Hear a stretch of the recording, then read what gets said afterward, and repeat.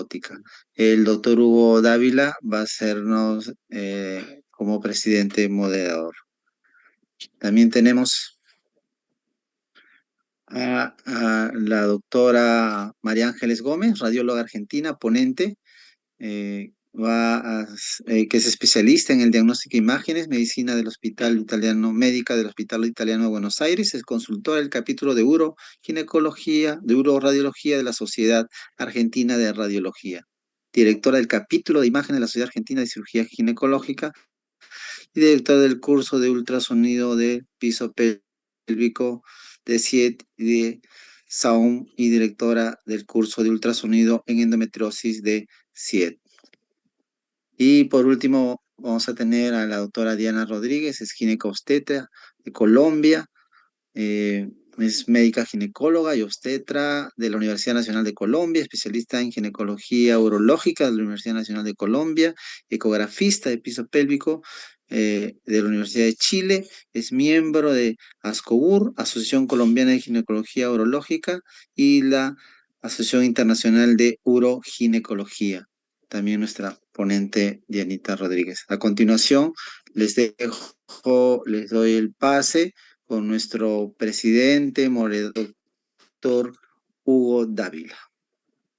Bueno, muchísimas gracias, Pedro, por esa amable introducción, igualmente por esta invitación a seguir discutiendo un tema que nos parece que es muy vigente.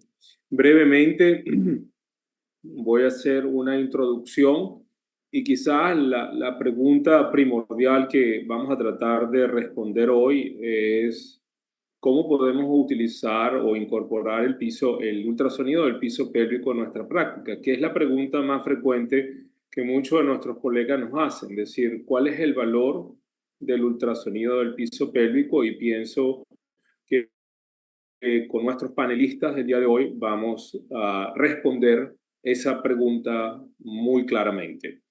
Nosotros en nuestro grupo hemos hecho lo que se llama el ultrasonido, el Ultrasound Pelvic Index, ¿okay? Que nos permite darle un valor clínico al ultrasonido. Y básicamente lo que hicimos fue utilizar un cuestionario validado, que es el Pelvic Floor Distress Inventory, y utilizar las medidas de ultrasonido que han sido validadas por nuestras sociedades científicas, que seguramente vamos a revisar hoy. Y básicamente creamos una escala. Y por supuesto, estando en Florida, para nosotros es muy común los huracanes. Y todos sabemos que un huracán categoría 1, a lo mejor nos quedamos en nuestra casa, no perdemos la electricidad, pero no tenemos ningún daño estructural. Pero un categoría 4, un categoría 5, vamos a tener daños estructurales en nuestras casas y tenemos que desalojar nuestra vivienda. Quisimos hacer lo mismo con este otro Sound de Pelvic Index y básicamente tomamos el cuestionario que ha sido validado y que es conocido por todos nosotros, que evalúa los síntomas de los compartimientos anterior y posterior, y entonces eso lo unimos en una tabla que construimos, y esa tabla va del Ultrasound Pelvic Index 1, 2, 3 y 4, y como ven, categoría 3 y 4 es cuando ya tenemos lo que se llama un pelvic floor dysfunction, y esos pacientes quizás van a necesitar un manejo quirúrgico. Entonces, ¿cómo podemos obtener el UPI o el Ultrasound Pelvic Index? Básicamente hacemos la respuesta. Este es un ejemplo de un paciente, y entonces esas respuestas nos dan unos puntos a cada uno de los compartimientos.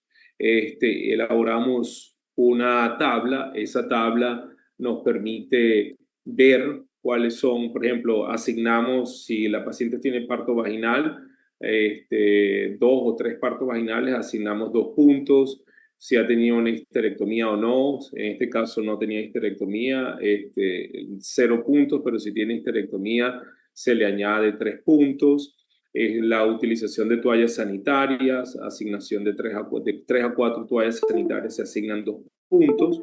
Y después involucramos las medidas de ultrasonido. Vamos a hablar del gruesor del detrusor, y por supuesto que cualquier detrusor que tenga un gruesor mayor de 5 milímetros, pues nos preocupa por una vejiga hiperactiva. En este caso no lo tenía. El paciente tenía de 3 a 4 milímetros, se le asignó 2 puntos, como ven muy bien ahí. Seguimos con las mediciones de los lineamientos, que seguramente va a hablar en el transcurso de las presentaciones. Y entonces se utiliza la distancia del sífisis al cuello de la vejiga, el ángulo retrovesical y el ángulo de rotación. Y según la presencia y la medición de estas 3 mediciones que han sido validadas, pues se colocan en la tabla y se le da una puntuación según esas mediciones. En distancia mayor de 16 milímetros, 3 puntos, ángulo abierto, 3 puntos, presente el ángulo de rotación igualmente 3 puntos. Y después vemos los compartimientos donde se encuentra, si se encuentra por encima de la sífisis o distal a la sífisis del pubis, pues eso también se le da una puntuación y es una puntuación de 3 en cada uno de los compartimientos. Entonces, en esta tabla, el ultrasonido nos dio una puntuación de 24, el cuestionario nos dio una puntuación de 46, y entonces eso nos dio un score de Ultrasound Pelvic Index de 70. ¿Ok? Y entonces eso pone a este paciente como un UPI 4 que produce una disfunción pélvica del piso pélvico. Y entonces este paciente fue manejado quirúrgicamente, se le hizo una sacrocolpopexia robótica con una histerectomía supracervical y se le hizo un sling de TOT. Entonces, como pueden ver, el UPI 4 está asociado con síntomas severos de los compartimientos, incontinencia urinaria, incontinencia fecal muchas veces, pero es una manera de estandarizar la manera como nosotros nos comunicamos e incorporarlo dentro de nuestra decisión clínica y de una manera universal comunicarlos con todos nuestros colegas. Aquí está el website donde lo pueden utilizar, que es el www.ultrasoundpelvicindex.com. Sin mucho más que quitarles tiempo, entonces vamos a proceder con, creo que viene la doctora Gómez, ¿correcto, doctor Arango? Sí, la doctora María Ángeles Gómez. Hola, buenas noches a todos. Ya les estoy compartiendo la presentación. Me están viendo mi presentación, ¿verdad? Así es. Muchas gracias. Bueno, en primer lugar, les agradezco la invitación a la Sociedad Peruana de Disfunciones del Piso Pélvico y Uroginecología. Y bueno, a mis compañeros de ponencia que admiro un montón, así que agradezco estar entre ustedes en este webinar. Mi hospital de trabajo es el Hospital Italiano de Buenos Aires, se los presento, donde formamos un equipo de trabajo muy lindo y donde, bueno, pasamos, es el segundo hogar, así que agradezco a ellos también poder trabajar con tanto gusto. La disfunción del piso pelviano compromete una gran proporción de mujeres y comprende una serie de condiciones muy complejas que alteran mucho la calidad de vida e incluyen, dentro de los más frecuentes, la incontinencia urinaria, las infecciones urinarias recurrentes, la sensación de bulto en vagina, la constipación, la incontinencia anal, esos son los más frecuentes. También las complicaciones de las mallas, la falla de las mallas, el déficit esfinteriano del canal anal con incontinencia de gases, incontinencia de materia fecal, la dispareunia, y muchos de estos desórdenes, aunque no todos, requieren de una corrección quirúrgica, y el riesgo de recurrencia de esta corrección quirúrgica para algunos autores es de hasta el 30%, y con procedimientos que no están exentos de tener complicaciones. Otros de estas alteraciones no tienen una verdadera solución o una solución efectiva. Entonces lo que está ocurriendo probablemente es que estamos conociendo poco de su dinámica y del mecanismo por el cual se están produciendo. El ultrasonido de piso pelviano se instaló para ayudarnos en este aspecto, poniendo foco en las verdaderas anomalías estructurales y las consecuentes alteraciones funcionales, y no solamente en la anatomía de superficie, y nos está ayudando de esta manera a la examinación clínica del paciente. Es un verdadero desafío para mí transmitir conocimiento de esta técnica porque tiene muchísimas ventajas. Utiliza un equipamiento que en la actualidad está ampliamente disponible en servicios de diagnóstico por imágenes o en unidades ginecobstétricas. Además, es cómoda para la paciente por la posición en que la paciente se encuentra. No utiliza radiación. Permite evaluar la paciente en tiempo real haciendo maniobras dinámicas. Con el advenimiento del 3D, como vamos a ver, nos permite evaluar el plano axial y además nos permite evaluar las mallas, que es el único método por el cual se pueden ver con claridad en forma directa su posición, su funcionamiento y sus complicaciones. La paciente va a estar evaluada acostada en una camilla con las caderas y rodillas flexionadas, algo abducidas. Usamos un transductor volumétrico de 3 a 8 MHz que lo colocamos en el plano medio sagital del periné. Primero, por supuesto, lo vamos a cubrir o con un guante o con un profiláctico o con un film y utilizamos mucho gel por dentro como para tener una buena imagen y por fuera para sacar el aire que pueda estar, como hay mucho pliegue en la zona pélvica, en el periné, tenemos que quitar bien el aire.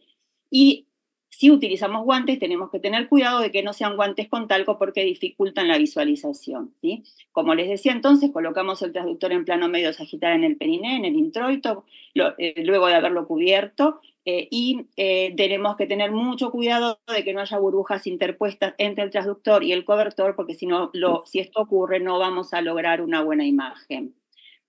Separamos primero con la mano los labios mayores para tener una mayor cercanía y menor interposición entre el transductor y la zona que nos interesa. Y es muy importante, como les dije, poner una gran cantidad de gel. Vamos a apretar firmemente, pero no demasiado para no causar molestia a la paciente, sobre todo en aquellas que son menopáusicas y tienen más atrofia que les puede molestar más. En cuanto a la preparación de la paciente, el estudio puede realizarse sin ninguna preparación y con muy buenos resultados, pero algunas veces vamos a necesitar que la paciente vacíe el intestino y si es constipada, utilizar algún enema evacuante. Y es útil tener algún grado de lleno vesical, pero no demasiado. Una buena opción para mí es o que venga sin orinar la media hora anterior al estudio, o la evalúo así como viene, y si está muy llena la vejiga, le pido que vaya un poquito al baño, pero que no elimine todo. En cuanto a la programación del equipo, lo que habitualmente llamamos el seteo del equipo, utilizamos 2 zonas focales con una apertura de 80 a 90 grados, una profundidad de 7 a 9 centímetros, una alta armónica y el eye clear, el eye beam, que ahí les coloco que está el eye clear en 4 a 5, el eye beam de 2 a 3, nos permiten mayor definición y mayor contraste. Son seteos del equipo muy específicos que con los ingenieros de aplicaciones, con los seteos de piso pélvico ya vienen incluidos. Muy bien. Aquí tenemos a la derecha de la pantalla, van a ver un corte medio sagital resultante de colocar el transductor, como les comenté, y como está en el dibujo, en el periné, en un plano medio sagital. A la izquierda ven un esquema orientativo y vean cómo se ve de izquierda a derecha, primero la sínfisis pubiana, la uretra, las paredes vaginales con el útero y la ampolla rectal y el canal anal. A esta altura, que es donde se encuentra el ángulo anorrectal, se encuentra la reflexión del áspugo rectal del músculo elevador del ano, que se va a dirigir rodeando el hiato genital a insertarse en la rama horizontal del pubis, del hueso púbico. Vamos a comenzar parte por parte, primero con la anatomía de la uretra, la anatomía ecográfica de la uretra. Sabemos que es un órgano tubular que se extiende del meato uretral interno en su origen en la vejiga, de la vejiga al meato uretral externo inmediatamente por detrás del clítoris. Mide entre 3 a 4 centímetros y medio. Su estructura consta de un epitelio estratificado, una lámina propia que tiene tejido conectivo y tiene un rico plexo venoso, cuya presencia es muy importante, ya que es para la continencia, porque coapta las paredes, coapta la luz. Es como, imagínense, era como el material blando que rodea la tapa por dentro de un recipiente plástico, que lo hace hermético. Es una capa hormonosensible, por lo que va a sufrir importantes cambios en la menopausia. Y después está rodeado por una capa de músculo liso longitudinal, y por fuera de la capa muscular longitudinal va a haber una capa muscular estriada circunferencial o rabdomioesfínter. Entonces, en la ecografía vamos a ver el área hipoecoica central, que corresponde al epitelio, la lámina propia y el músculo longitudinal. Y por fuera, no lo vamos a confundir esto con la luz de la uretra, no es la luz de la uretra, esto es lámina propia, músculo longitudinal, y por fuera, más ecogénico, el músculo circunferencial o rabdomioesfínter. La vagina, bueno, es un órgano filomuscular, tubular, se ubica por delante de la uretra, por detrás del recto, y la cavidad es virtual. Ahora, lo importante aquí es poner abundante gel para reemplazar el aire que se encuentra en el introito y favorecer así la generación de imagen. No vamos a ver fácilmente distinguir las paredes, pero cuando hay un descenso de órganos pelvianos van a descender con el órgano prolapsado. La vejiga, que es un órgano músculo membranoso hueco, conviene evaluarla, como les comenté, con algún grado de lleno. La estudiamos en condiciones basales o le pedimos a la paciente que no orine la media hora antes del estudio. El músculo detrusor es hipoecoico, lo medimos el espesor en 3 zonas distintas, las sumamos y las promediamos, o sea, las dividimos por 3. Es el promedio de las 3 medidas. No debería superar los 5 milímetros. También en el plano medio sagital medimos el volumen, el residuo postmiccional. Vamos a tomar la medida longitudinal mayor anteroposterior y la multiplicamos por la perpendicular al anterior, y esto por 5,6. El resultado lo expresamos en mililitros. El canal anal y la ampolla rectal se identifican muy fácilmente en el plano medio sagital. Fíjense, la porción más caudal del recto es la ampolla rectal. Se ve un área ahí ecogénica lineal que representa aire en la ampolla rectal. Esa área ecogénica refringente nos permite identificar bien la ampolla rectal. Y la transición al canal anal de la ampolla rectal se produce bien ahí a nivel del ángulo anorrectal, ¿sí? Donde está pasando el aspugo rectal del músculo elevador del ano rodeando al hiato genital. Ahí, a esa altura, que es el ángulo anorrectal y donde está el aspugo rectal del músculo elevador del ano, se encuentra la transición entre la ampolla rectal y el canal anal. Allí es donde se refleja el músculo elevador del ano. Como el canal anal es tan superficial, podemos evaluar muy bien el esfínter con ecografía y con mucho detalle. Apoyamos el transductor en el cuerpo perineal, lo giramos en sentido de las agujas del reloj, lo inclinamos hacia posterior y ahí tenemos un hermoso plano, un corte axial del esfínter anal y la mucosa anal. Fíjense, lo más central ecogénico es la mucosa, rodeando un anillo hipoecoico que es el esfínter anal interno, y por fuera el esfínter anal externo, que es ecogénico y rodea al interno. Sabemos que el esfínter externo se extiende más caudalmente que el esfínter interno. Vamos a ver las alteraciones anatómicas que, si conocemos la anatomía, enseguida vamos a detectar. Por ejemplo, los quistes de las glándulas de Skene, que son las glándulas periuretrales más grandes, ¿sí? Que son distales, se ubican posterolaterales en la uretra distal, muy cerca del meato uretral. Se puede tapar el conducto excretor y formarse estos quistes de la glándula de Skene. Los vamos a identificar con contenido y bien distales cerca del meato uretral externo, posterolaterales a la uretra, o sea que a la uretra la van a empujar hacia adelante. Y los divertículos uretrales son otros quistes perineales que vamos a encontrarnos muy frecuentemente, ya que se encuentran en el 6% del 1 al 6% de la población general, pero si tomamos mujeres con infecciones urinarias a repetición, puede llegar esta prevalencia hasta el 40%. Usualmente son adquiridos y bueno, se sugiere que se forma en el marco de una obstrucción de las glándulas periuretrales que se rompen después a la luz de la uretra. Se ubican en general en el tercio medio de la uretra y, si son de gran tamaño, como el que ven a la derecha, rodean a la uretra posterolateralmente en forma de herradura y tienen múltiples tabiques. El de la izquierda es más pequeño, pero lo ven que tiene cálculos en su interior. Lo importante aquí es que podamos identificar que están lesionando la pared de la uretra, se están comprometiendo la pared uretral. Tanto el más pequeño como el más grande, los dos comprometen la pared uretral. Y un quiste perineal que compromete la pared uretral, y sobre todo el tercio medio, no vamos a pensar en otra cosa que en un divertículo de uretra, ya sea pequeño o grande. En el lado izquierdo, en el que está del lado izquierdo, además, tiene cálculos en su interior.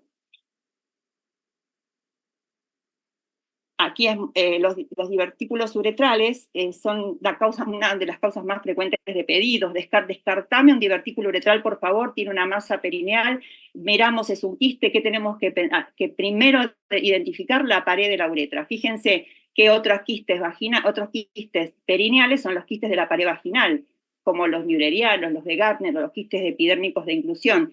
Diferenciar entre estos tres no tiene mucho sentido, pero sí tiene sentido identificar la pared uretral y ver que no esté comprometida, porque ahí ya estamos descartando un divertículo de uretra, y eso es lo más importante. Bueno, estos son casos de müllerianos o de Gärtner, y aquí tenemos un ejemplo de un quiste epidérmico de inclusión. Aquí lo vemos también, que compromete la pared anterior de la vagina, y podemos identificar claramente la pared de la uretra que no está comprometida. Si no lo vamos a poder diferenciar de un mülleriano, de un Gärtner, sabemos que es de la pared vaginal y esto es lo más importante que tenemos que informar. Si tenemos el transductor transvaginal, entramos y vamos a darnos cuenta si es anterior o posterior. Bueno, aquí tenemos un ejemplo de hipertrofia del detrusor. Al medirse de que está aumentada de espesor el músculo de la pared, que es muy útil en la evaluación de las pacientes que tienen incontinencia de orina mixta. También evaluamos el interior de la vejiga, no podemos pasar por alto una lesión intravesical, un tumor, un ureterocele, un cálculo en la porción distal del uréter que está desembocando, que muchas veces es causa de dolor pelviano crónico y viene y resulta que tenía un cálculo enclavado, o como en este caso, un licto intravesical que se produjo porque un sling suburetral se erosionó el cuello de la vejiga y se formó un cálculo por dentro. En cuanto a la anatomía, podemos ver anomalías anatómicas del esfínter más allá de las lesiones de trauma obstétrico, como por ejemplo a la izquierda vemos un agente de relleno que está reemplazando el músculo, que se lo colocó en una paciente que tenía incontinencia anal con esclerodermia, y a la derecha una hipertrofia del esfínter anal interno en una paciente con una fisura anal crónica. O evaluar dónde se está abocando, ¿sí? La apertura interna de una fístula anal, que se ve como una imagen hipoecoica que se mete en el espacio subepitelial y se asocia con una disrupción del esfínter anal interno, como podemos ver aquí, y una vez que la identificamos dónde se está abocando, podemos medir la distancia de ese abocamiento al margen anal, que eso es lo que le interesa saber al cirujano. Ahora vamos a pasar a la evaluación funcional. Estuvimos viendo qué podemos detectar anatómicamente normal y alterado. Ahora vamos a evaluar en el plano medio sagital a la paciente en reposo y frente a maniobras de Valsalva. Y lo que vamos a hacer primero es identificar la sínfisis pubiana y el plano pubiano, que lo vamos a ubicar paralelo al transductor. Tiene que ser paralelo en reposo y cuando la paciente hace la maniobra de Valsalva, mantenerse paralelo al transductor. Vamos a retirar un poquito el transductor para no hacer presión y permitir que bajen los tejidos frente al pujo. Una vez que logramos estas dos imágenes en reposo y maniobra de Valsalva, ubicamos el borde posterior inferior de la sínfisis pubiana, el punto más posterior inferior de la sínfisis pubiana. Nos va a servir como punto de referencia para todas las mediciones que vamos a realizar luego. Trazamos una línea a dicho nivel y vemos cómo se comportan las estructuras en reposo y después del pujo con respecto a ese plano que lo llamamos plano pubiano. Entonces, una vez que localizamos ese borde posterior inferior del plano pubiano en reposo y en Valsalva, tomamos la medida del cuello vesical al plano pubiano en reposo, luego en Valsalva, y la suma de estas dos medidas va a representar el descenso del cuello de la vejiga. Es una medida de la motilidad de la uretra. Es la primer medida proxy de la motilidad de la uretra que se utilizó en ultrasonido. Y en este caso, como el cuello de la vejiga pasó el plano pubiano, la sumamos. Si queda del mismo lado, la restamos. Es algo lógico. Si no descendió hasta el plano pubiano, ese pedacito que no descendió se lo vamos a restar a todo el movimiento anterior. En este caso, no solo descendió hasta el plano pubiano, sino que lo sobrepasó. Por eso sumamos las dos medidas. También una medida que nos va a hablar de la motilidad de la uretra es el ángulo retrovesical, cuyo valor normal es hasta 130 grados, es la relación entre la uretra luego del pujo, al final de la maniobra de Valsalva, entre la dirección de la uretra y la pared posterior de la vejiga, el trígono. Importante, esta maniobra de Valsalva debe ser de 6 segundos y sostenida, y tenemos que lograr que la paciente la haga confiada y explicarle que si se escapa un gas o se escapa pis, es que está bien hecha la Valsalva y es lo que nosotros necesitamos que ella logre para tener una buena evaluación. Si nosotros logramos que se relaje la paciente y que se ría de ella misma con nosotros, tenemos ganado gran parte de la evaluación. Otra medida que nos habla de la motilidad de la uretra es la rotación de la misma, la que se mide clínicamente con el test del hisopo, el Q-tip test. Nosotros lo podemos hacer también viendo cómo se relaciona la dirección de la uretra en reposo con la dirección final, al final de la maniobra de Valsalva, y medimos el ángulo que se produce entre esos dos vectores, con un valor normal de hasta 30 grados. Vemos también durante el pujo si existe una apertura del orificio interno de la uretra que puede estar relacionado con déficit esfinteriano para algunos autores. Bueno, lo medimos y decimos qué porcentaje de la uretra representa. A esto se lo llama funneling. Y vamos a evaluar también cómo descienden los órganos pelvianos con respecto al plano pubiano. Las medidas que estuvimos tomando recién nos hablan de la motilidad de la uretra. Ya aquí estamos hablando de prolapso de órganos pelvianos. Vamos a medir el descenso de la vejiga por debajo del plano pubiano, como en este caso, que vemos que la vejiga desciende por debajo del plano pubiano, pero con ángulo retrovesical abierto, que se relaciona con un soporte uretral defectuoso y con incontinencia de orina de esfuerzo, o desciende por debajo del plano pubiano con un ángulo retrovesical cerrado, que se asocia más con el trauma del músculo elevador del ano y disfunción del vaciado. Hasta 10 milímetros debajo de la sínfisis pubiana no es sintomática en general el descenso de la vejiga. Ahora, con respecto al descenso del útero, no es mucho lo que vamos a aportar, sí podemos medir el descenso del cuello uterino por debajo del plano pubiano, y sabemos también que el cuello uterino, si se acerca al plano pubiano a menos de 15 milímetros, también va a dar sintomatología. Entonces vamos a medirlo, vamos a medir cuándo se acerca el labio anterior del cuello al plano pubiano. Si está a menos de 15 milímetros, pero por encima del plano pubiano, en este caso ya es sintomático. Entonces el valor normal es a más de 15 milímetros por encima del plano pubiano, no por debajo. Ya cuando está por encima, pero a menos de 15, da síntomas, como en este caso que está a 7. Y también medimos el labio anterior, que a veces está elongado por la remodelación del cuello y a veces es necesario resecar esa porción tanto para disminuir los síntomas como para disminuir la recidiva en estos pacientes. Entonces medimos la longitud del cuello, del labio anterior del cuello, y lo comparamos con el posterior. El descenso del recto también vamos a informarlo, cuánto desciende por debajo del plano pubiano, es significativo a más de 15 milímetros, sí por debajo del plano pubiano, y este descenso puede darse produciéndose una herniación de la pared anterior del recto en la cavidad vaginal por un defecto en el tabique rectovaginal, y a esto lo llamamos rectocele, y medimos su profundidad. También son sintomáticos cuando superan los 15 milímetros de profundidad. Se mide trazando una línea por el borde anterior del canal anal, y desde esa línea hasta el fondo del divertículo, esa es la profundidad del rectocele. Lo vamos a diferenciar de lo que es la hipermotilidad del periné. El rectocele es una herniación con ese ángulo, y la hipermotilidad perineal desciende en bloque y no hay un defecto en el tabique rectovaginal, sino más de la fascia endopélvica, o sea que desciende en bloque. En el rectocele medimos la profundidad del divertículo, aquí medimos solo cuánto desciende y nada más. Es una hipermotilidad del periné con descenso de tantos milímetros por debajo del plano pubiano.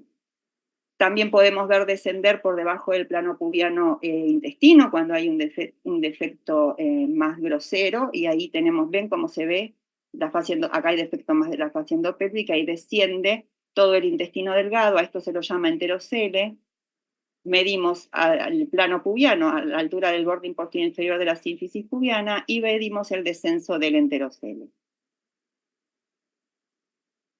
También vamos a ver que muchas veces o un enterocele, como en la izquierda, o un cistocele en la derecha, empujan la pared anterior del recto, y esto lo hace intususceptar en el canal anal, como en este caso.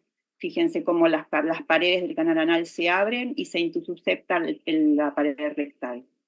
Fíjense, ahí está el enterocelio a la izquierda, el cistocelio a la derecha, empujando la pared anterior del recto. Se asimila muy bien a la video de este programa. Ahí lo tenemos en reposo a la izquierda, paralelas las paredes del canal anal, y a la derecha se abren cuando hay una intussuscepción en forma de cono para recibir la pared del recto intussusceptada.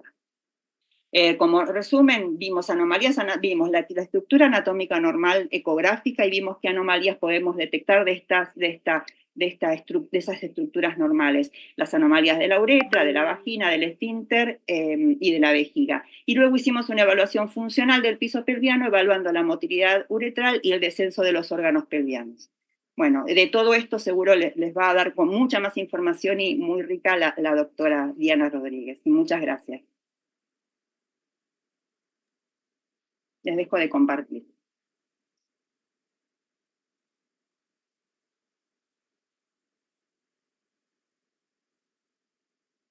Doctor Arango, no sé si usted quiere que yo le haga las preguntas a la doctora Gómez ahora o continuamos con la doctora Rodríguez. Yo pienso que al final sería mejor para juntar todas. Sí.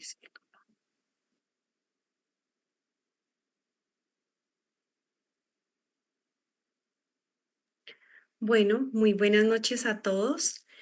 Para mí es una alegría y un gusto estar aquí acompañándolos, al doctor Pedro, la doctora Marta, de la Asociación Peruana de Uroginecología y Disfunciones del Suelo Pélvico, que de verdad es una alegría poder siempre estar allá y acompañarlos. Al doctor Hugo Dávila, invitarlo, que siempre nos esté acompañando, porque digamos que para Latinoamérica el tema del ultrasonido cada vez tiene más fuerza y lo tomamos pues con mucha más rigurosidad y estamos mucho más juiciosos. Y a mi querida doctora María Ángeles, que como siempre es una alegría verla, saludarla y acompañarla. Bueno, entonces el día de hoy vamos a hablar un poco del ultrasonido de piso pélvico, cuándo y para qué. Les voy a hablar acerca de de la evaluación ecográfica del compartimento anterior y posterior, cuáles serían las indicaciones. Cuando nosotros hablamos del ultrasonido, ¿cierto? Decimos, bueno, listo, ¿para qué patologías podemos utilizarla? Tenemos una amplia gama de disfunciones del piso pélvico, donde tenemos la incontinencia urinaria recidivante o posterior a la colocación de una cinta, los diversos prolapsos de órganos pélvicos que pueden ir en el compartimento anterior, en el compartimento apical o en el seguimiento del trauma obstétrico, el prolapso recidivante, cuando hayamos hecho algún tipo de técnica quirúrgica o hayamos colocado algún material protésico, llámese cinta, malla o arpón. La presencia de los quistes y todo lo respectivo al compartimento posterior, como la incontinencia fecal, el síndrome de defecación obstruida y el dolor. Entonces, les pregunto yo, creo que la mayoría son clínicos. ¿Ustedes han tenido una paciente con incontinencia urinaria, de esfuerzo, de urgencia o de pronto un trastorno del vaciamiento? Pues yo creería que sí, porque la incontinencia urinaria es la disfunción del piso más frecuente. Entre el 15 al 30% de las mujeres vamos a tener algún tipo de incontinencia a lo largo de nuestra vida, y las mujeres mayores de 40 años hasta en un 43%. Si nos vamos al contexto del país que hoy nos compete en Perú, decimos que para el 2022 el Instituto Nacional de Estadística reportó 16 millones de mujeres. Imagínense la cantidad de mujeres que tenemos con incontinencia.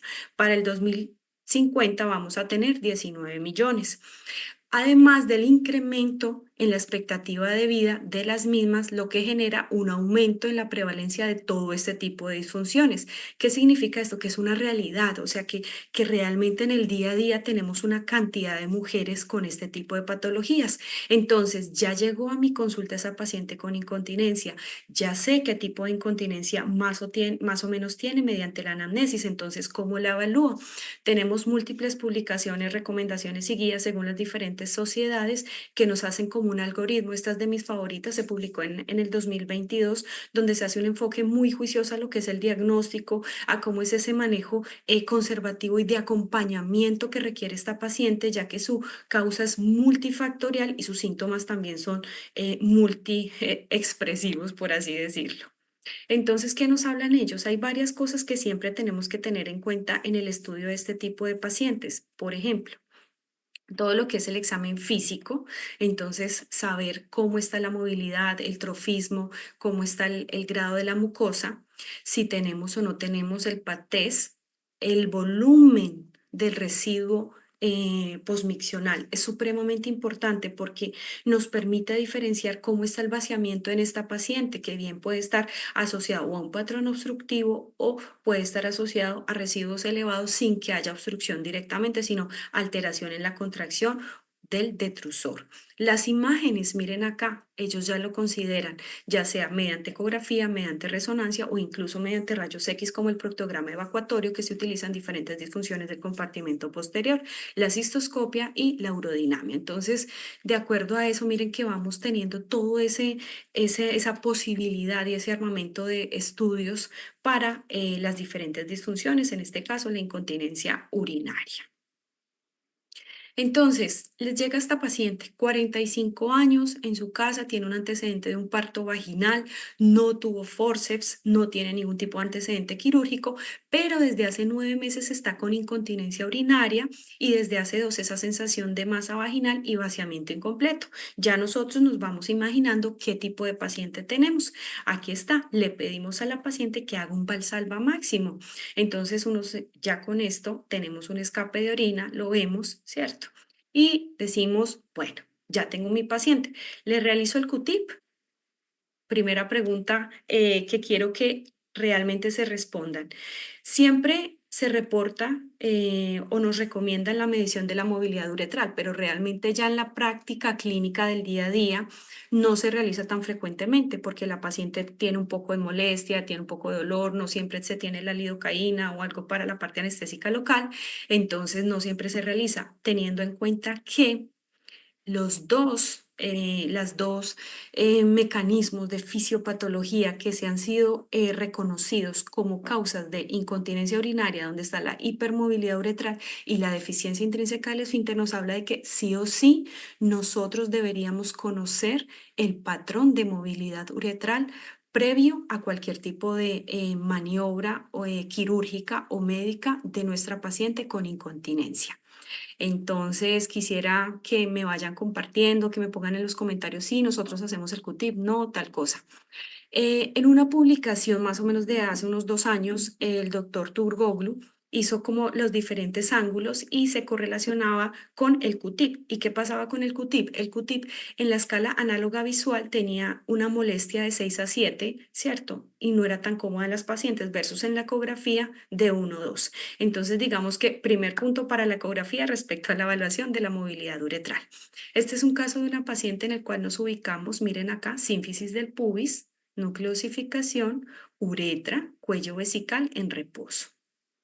Le pedimos a nuestra paciente que haga un Valsalva máximo. Miren cómo cambia el eje de rotación de la uretra. Es muy importante porque en el ultrasonido claramente podemos ver todo el perfil de movilidad uretral.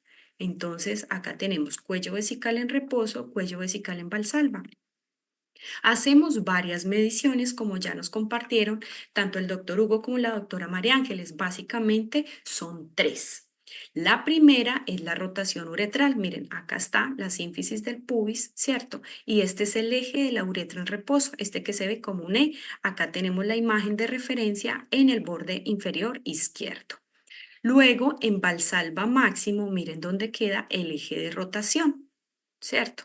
Ese es el ángulo de rotación, ese es el primero que acá estaría de 34. Los valores de referencia, recuerden que esto es una prueba diagnóstica, entonces para determinar los valores de referencia normal y anormal es necesario hacer toda una gráfica de dispersión y un área bajo la curva que nos va a dar una sensibilidad y una especificidad de prueba diagnóstica. Cuando nosotros hablamos de incontinencia urinaria, se han publicado varios estudios, los dos fundamentales son los de Turgoglu y Al-Saadi, donde cogen 30 y 50 pacientes, cada uno en su estudio, con incontinencia de esfuerzo y pacientes continentes, encontrando que según el tipo de estudio y según el abordaje puede cambiar estos valores. El ángulo de rotación de este que les explico es de 50. Luego de eso tenemos una segunda parte que es el ángulo retrovesical o uretrovesical, que es pared posterior de la uretra, pared posterior de la vejiga, pared posterior de la uretra, pared posterior de la vejiga. Miren, acá aparece como R.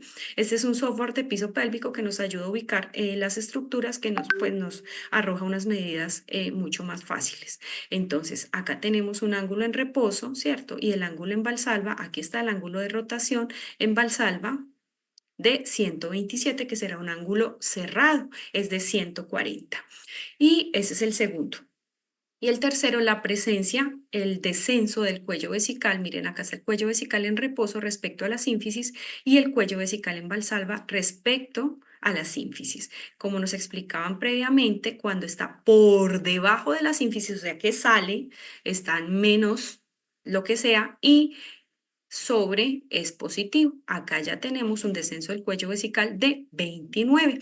Entonces son los tres parámetros que nos van a hablar de movilidad uretral y se enriquece muchísimo más cuando tenemos antecedentes quirúrgicos o colocación de material protésico tipo cinta, tipo malla o agente abultante, porque esa perfilometría de movilidad uretral no va a ser completamente simétrica, porque por ejemplo la cinta puede estar en el extremo distal, ¿cierto? Y permite la movilidad del cuello. O el cuello, ¿cierto? Puede estar completamente fijo y clínicamente podemos ver algo de movilidad a nivel del meato. Este es el caso de la paciente que les mostré previamente de nuestra consulta, 45 años. Miren acá el cuello vesical. Le pedimos a la paciente que haga un valsalva máximo, miren, y tenemos una embudización del cuello vesical, que es un funneling. Ahí lo estamos viendo.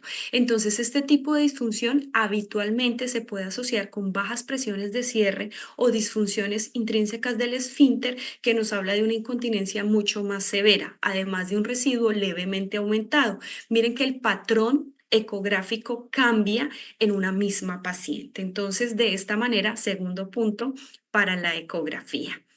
¿Qué ha llevado con este no entendimiento completo de la incontinencia urinaria? Que hayamos tenido muchas técnicas y sigamos teniendo muchas en auge a lo largo de la historia. En la cirugía de Borch, ¿cierto? Que fue clásicamente el tratamiento de la incontinencia urinaria durante muchísimos años, luego pasando a toda la parte de la colocación de las cintas en sus vectores vertical y horizontal, posterior a la publicación de la teoría integral de Petros y la descripción de esta técnica, este tipo de corrección, ubicado como esas cintas libres de tensión en el tercio medio uretral, con tasas de curación que van desde el 76, el 80 hasta el 95 según los estudios, y donde tenemos ya más o menos seguimiento entre 15 a 20 años de la técnica retropúbica.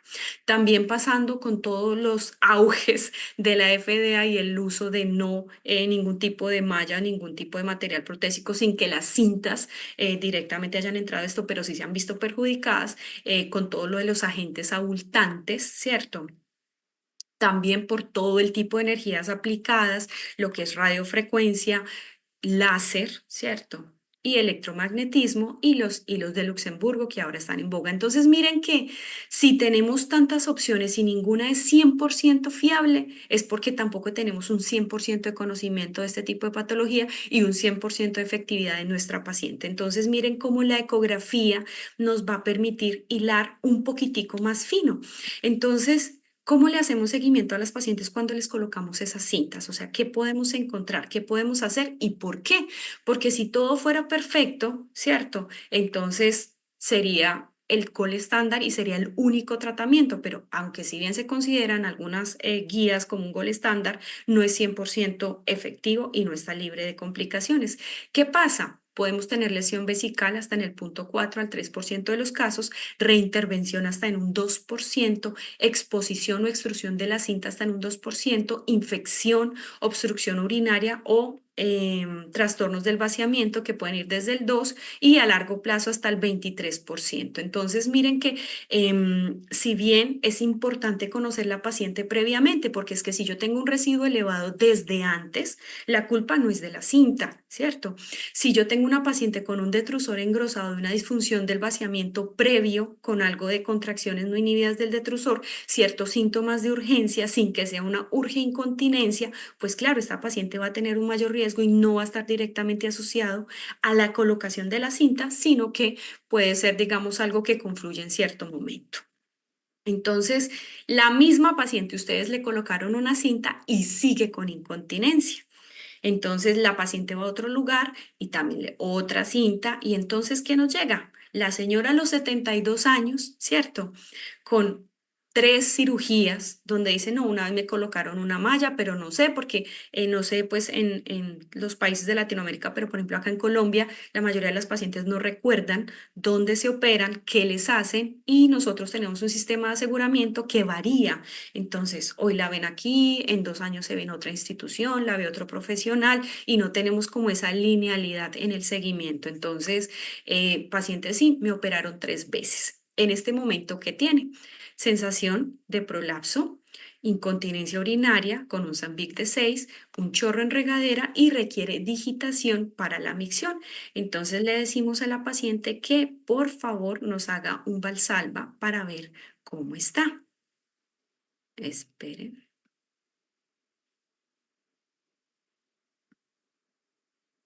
Y aquí está. Entonces le pedimos a esa paciente que haga un pujo, un pujo, un pujo y uno dice, pues clínicamente sí, se le puede ver algo de descenso en las paredes, pero como tal, pues un prolapso gigante, una cosa, no le vemos el escape de orina, ¿cierto? Entonces decimos, no, pues no, estrógeno, ¿cierto? ¿Qué pasa cuando le hacemos la ecografía? Miren acá esta imagen. Entonces, es una paciente que ha sido intervenida 3 veces, sínfisis del pubis, miren la uretra, acá tenemos una cinta, acá tenemos otra cinta, miren el residuo posmiccional, acá tenemos la ampolla rectal. Entonces, cuando evaluamos la cinta, ¿qué evaluamos? Hacemos una evaluación de la ecogenicidad de las cintas o del material protésico, su ubicación respecto a la uretra, miren acá, al cuello vesical, al meato, a la sínfisis del pubis, tanto del Sling 1 como del Sling 2. Lo evaluamos en reposo y en Valsalva. Luego hacemos una evaluación en los planos sagitales, evaluando el vector en horizontal, ¿cierto? Para que en coronal, para ver si es un corte o un vector vertical o un horizontal. ¿Qué pasa? Hay cierto tipo de cintas o de prótesis como lo que fue el mini sling, que en algunos lugares se sigue utilizando, el TOT, cuando se colocan muy verticalizados o que uno se pega demasiado acá a la rama descendente de la sínfisis del pubis, que ver el vector no es tan fácil. Entonces, cuando nosotros hacemos la descripción, debemos describir hacia dónde van los brazos, ¿cierto? Y tener en cuenta que no siempre se puede tener un 100% de certeza del vector del sling, porque cuando tenemos estos tan verticalizados o un mini sling no se ven claramente los brazos y se pueden confundir con un TBT. Entonces, acá tenemos el primero que es un TBT, un retropúbico, y acá tenemos un lateral que es un TOT. Miren, cuando yo lo sigo en la imagen coronal, veo cómo entra en toda la parte de la sínfisis del pubis, el retropúbico, y el TOT acá en la rama descendente de la sínfisis del pubis. Estas son las medidas que habitualmente nosotros reportamos cuando estamos evaluando un sling. Entonces, como les decía, las distancias a la uretra, al cuello y al meato, tanto en reposo como en Valsalva, que nos habla de la funcionalidad del mismo. Y obviamente el vector y ubicado en qué tercio de la uretra se encuentra. Entonces, ¿qué más podemos evaluar cuando estamos viendo esta paciente? Miren acá, tenemos esta paciente, le colocamos, cambiamos de transductor que nos mejore un poco la resolución. Acá estamos utilizando un transvaginal, pero a nivel transperineal, como lo hacen los españoles o los europeos. Y tenemos acá la primera cinta, la segunda cinta. Miren, coloco un poco de gel, ¿cierto? Miren el residuo como lo tenemos y acá vemos una malla. Miren, respecto a las mallas, ¿qué hacemos? Disminuimos la ganancia, mejoramos la ventana acústica, miramos su ubicación respecto a la vejiga, su trayecto y hacemos una evaluación más descriptiva, dónde está ubicada respecto a las estructuras, la medición y describimos qué tipo de malla es para que cuando vayamos a cirugía tengamos como una especie de mapa, ¿cierto? A mí me ha pasado acá con mis colegas que hacemos la evaluación, colocamos como un sling apical y casualmente nos salen los dos bracitos de una zafira. Entonces, miren que lo que hacemos es descriptivo y correlacionar con el antecedente de la paciente. Hacemos también su medición respecto al cuello, al meato, a la vejiga y al introito. Entonces, miren que el ultrasonido nos va a permitir hacer este perfil tan específico de la movilidad uretral. Y con esto concluyo la parte de la incontinencia porque es de vital importancia asociado a los dos teorías clásicas de la fisiopatología de la incontinencia urinaria, de esfuerzo. Estas son las diferentes publicaciones, lo que les decía Alzada y Turgoglu, que nos dan esos valores de referencia, esos valores de corte más a profundidad, que obviamente por razones del tiempo me veo pues como a pasarlo. Entonces, si yo tengo una paciente con incontinencia, si tengo síntomas de urgencia, es importante tener ese residuo posmiccional y de detrusor, ¿cierto? El grosor del detrusor.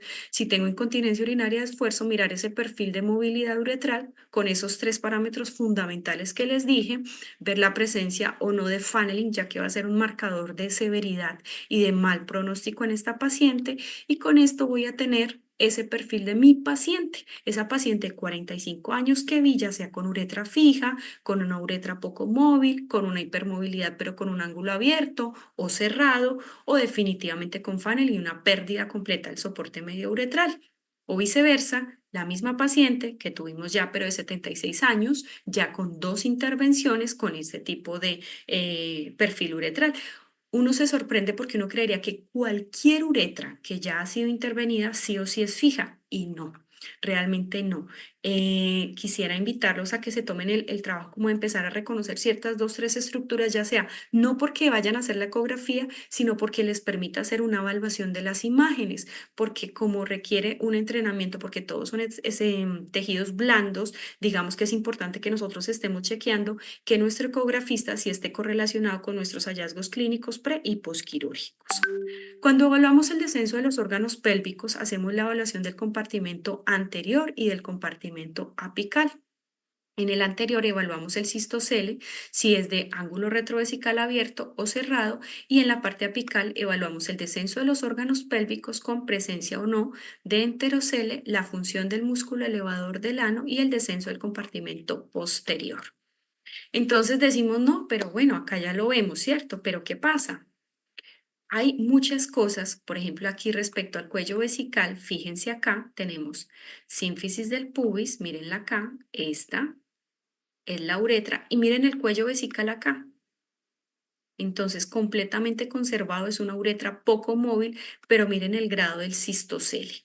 Entonces, acá tenemos un defecto del compartimento anterior, pero con un ángulo retrovesical cerrado, que habitualmente son pacientes continentes. Y en cambio acá, miren acá, sínfisis del pubis, uretra, y miren la pared posterior de la vejiga. Es una hipermovilidad que además de eso va con un cistocele de ángulo retrovesical abierto, que estas pacientes sí bien pueden ir con incontinencia. Y ya tenemos otro capítulo aparte que sería todo el mundo de la incontinencia urinaria oculta, en el cual la ecografía también nos va a brindar mucha información. Entonces, hay cosas que son demasiado claras, pero no lo son, y hay veces por eso podemos perder de vista ciertas cosas supremamente importantes, como acá en esta hermosa foto, toda esta zona. Entonces, cuando nosotros tenemos ese descenso de los órganos pélvicos, ¿qué es lo que hacemos? Una evaluación de las fascias y los ligamentos que nos dan el soporte al piso pélvico. Como acá tenemos toda esta parte que sería la fascia pubocervical que me va a permitir anclarnos acá a la parte distal a los ligamentos puboretrales uretropélvicos y aquí sostener toda la vejiga e ir al anillo pericervical. El ligamento pubouretral, el ligamento uretropélvico y el anillo pericervical, ligamento cardinal uterosacro, todo esto dentro del compartimento anterior y apical. Y ya en la pared posterior, el tabique recto vaginal con el músculo longitudinal del ano, el esfínter, el complejo esfinteriano interno y externo, ¿cierto? El núcleo tendineo del cuerpo del periné que nos va a generar toda la parte del compartimento posterior. Entonces miren que la ecografía es un reflejo directo de la anatomía que no solamente evalúa la imagen o la anatomía en reposo, sino que nos permite ver esos dos movimientos que permiten todos los mecanismos de continencia urinaria fecal y la vida sexual en la mujer, que es reposo, contracción y valsalva. Entonces, ¿qué pasa? Yo les pregunto, pacientes con incontinencia fecal, incontinencia, escape tanto de flatos como de sólidos o líquidos, síndrome de defecación obstruida, esa paciente que dice, doctor, yo necesito introducirme el dedo para poder sacar lo que tengo, o sensación de masa anal. Pues decimos, no, yo no veo tanto el compartimento posterior. Entonces yo les pregunto, ¿ustedes lo preguntan habitualmente? Es la segunda pregunta que les hago respecto a su ejercicio clínico. ¿Lo hacen? Le preguntan a la paciente, ¿tienes escapes de materia fecal? ¿Tienes escapes de los peos? ¿Se te salen los gases, los vientos, como les digan en cada una de sus áreas? Pues este es un estudio retrospectivo que incluyó 719 pacientes en una unidad de uroginecología, encontrando, miren, 13% en incontinencia fecal, 26% en estreñimiento. Ojo, 64% de defecación obstruida, definido como sensación de evacuación incompleta o requerir el dedo para digitarse. Y prolapso del compartimento posterior a partir del estadio 2. ¿Qué pasa? Los síntomas del compartimento posterior, a diferencia del anterior, no necesita uno tener prolapsos 3, 4 para ser sintomáticos. Hay mujeres que incluso sin tener defecto anatómico tienen un trastorno o una alteración, como una alteración en la relajación del piso pélvico, que puede ir de la mano con una contracción paradójica o una disinergia defecatoria, que puede ser de tipo propulsión o de tipo relajación. Todo el espectro de las pacientes con estreñimiento o constipación crónica, donde tenemos que hacer todo un estudio del tipo de materia fecal, de cómo es su proceso defecatorio y el tacto rectal en definitiva. Y ya aquellas que pueden tener alteraciones anatómicas, cierto, que las vamos a ver, y las vamos a ver muy finamente determinadas en el ultrasonido, como lo es el rectocele verdadero, el descenso o el síndrome de descenso perineal, que cada vez es más frecuente. Este fue descrito más o menos en el 92, pero es uno de los diagnósticos frecuentes que se ve en la consulta de suelo pélvico de coloproctología. El recto enterocele con una herniación de las asas, la intosuscepción o una invaginación del recto dentro del canal, el trauma o la lesión del esfínter, y la fístula rectovaginal y la fístula perianal en sus diferentes variedades.